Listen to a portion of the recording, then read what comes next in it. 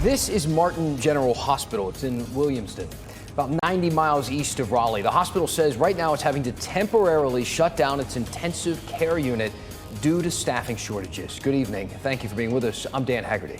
And I'm Lena Tillett. WRAL's Keenan Willard shows us why some in the community say this could be devastating for Martin County.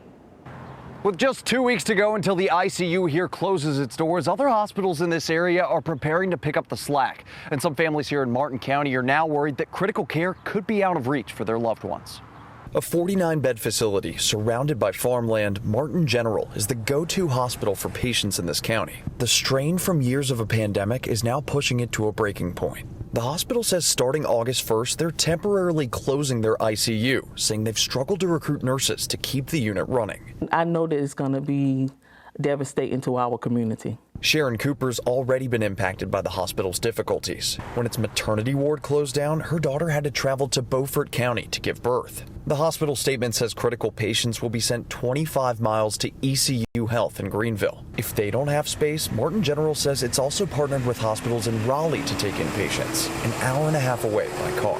A lot of people have to go here because they do not have any other choice, and now you're telling them that maybe, hey, you might not can get at ECU Health, but maybe try Raleigh. This is going to hit Martin County very hard.